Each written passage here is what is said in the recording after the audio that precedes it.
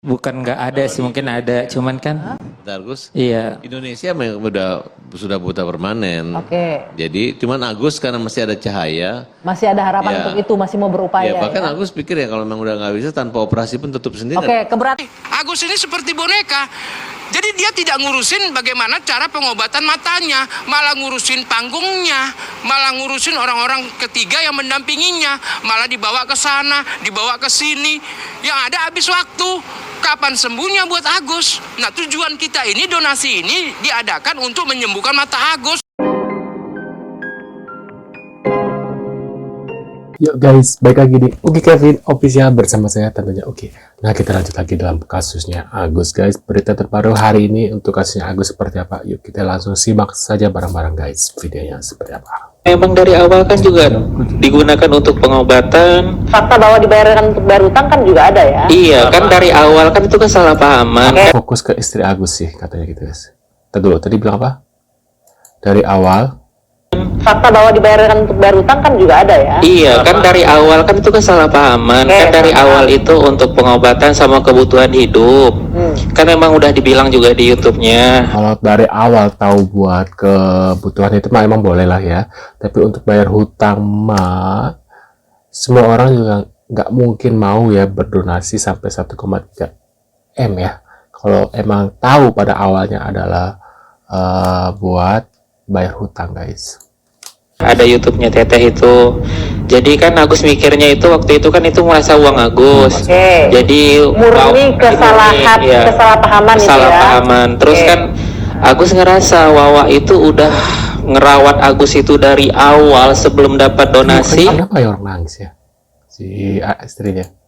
Oke, itu sudah selesai. Karena Anda ngerasa itu uang donasi untuk Anda, Anda gunakan untuk kepentingan lain, tapi salah paham di sana ya? Iya, Nah, untuk kesalahan, kesalahpahaman itu ya? kesalahpahaman. Terus kan Agus ngerasa Wawa itu udah ngerawat Agus itu dari awal sebelum dapat Merawat Agus, kalau gitu istrinya ngapain ya guys ya? Kenapa Wawanya yang merawat bukan istrinya? Baru kali ini loh ada orang suami istri yang merawat itu Wawa, yaitu Wawa dari si istrinya, keluarga istrinya, bukan keluarga dari Agusnya. Itu baru pertama kali aku dengar loh guys ya. Ada apa ini guys menurut kalian ya? Terus di kolom komentar. Kita lanjut lagi di berita selanjutnya.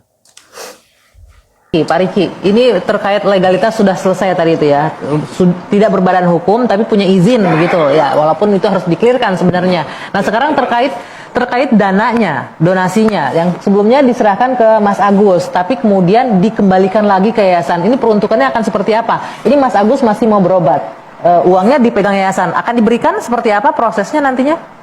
Baik, terima kasih. Jadi saya sebelum ngomong nih, saya perhatikan dulu wajahnya si Agus gitu lah. Tahu nggak maksud tujuan saya itu perhatikan wajah si Agus tuh. Kenapa? Tujuan saya itu kita ini jangan terlalu berdebat terlalu banyak. Dalam artian memang regulasi yang mengikat memang sudah disampaikan bermacam pihak. Yang kita perlukan adalah konstruksi hukum bagaimana terakhir muara daripada pengobatan Agus ini supaya bisa berjalan dengan baik. Ya. Kan sudah ada mediasi di Mensos, sudah ada. Kemudian kan alangkah enaknya kita duduk sama rendah, kemudian menyelesaikan masalah ini. Kalau kita berdebat masalah hukum, lah saya jelek-jelek kayak gini, ini saya mantan penyidik seumur hidup. Saya tahu kemana larinya gitu loh. Ya. Tapi bukan itu yang harus kita persoalkan. Sekarang ini sudahlah, kemarin-kemarin kita berdebat tentang masalah produk hukum, kemudian legalitasnya, legal standingnya. Sekarang mari kita berbicara tentang antara pihak Agus dengan pihak kita mendudukkan pokok permasalahan ini. Ya, Jadi langsung ada ke poinnya, bagaimana pengelolaan uang dari donatur ini untuk digunakan semaksimal mungkin pengobatan Agus ya, Salim? menurut hemat saya sesuai dengan kesepakatan pertama, dari donatur kan itu menyatakan di wadah penyelenggara untuk perobatan mata. Jangan menyimpang dari yang lain. Kalau seandainya nanti matanya Agus sudah sembuh, kalau ada kelebihannya, alangkah baiknya kita pertanyakan kepada donatur apakah bisa diberikan kepada yang bersangkutan untuk kelanjutan pengobatannya atau kehidupannya.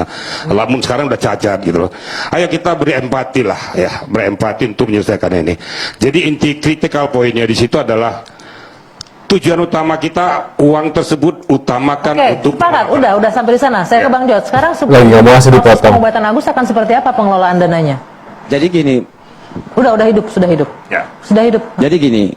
Pada dasarnya mari kita dudukkan dengan melibatkan para Lagi pihak. ngomong Ya, dipotong langsung sama ini hostnya, mungkin karena pembahasannya muter-muter mungkin ya, tapi nggak tahu sih apakah emang moderatornya lebih memihak Agus. Menurut kalian gimana nih, tulis kolom komentar. kalau mau memang berlanjut kepada operasi, libatkan Densus, libatkan donatur, karena tidak boleh sepihak tuh. Kalau cuma antara kami dengan tim Agus, maka ini menjadi persoalan hukum.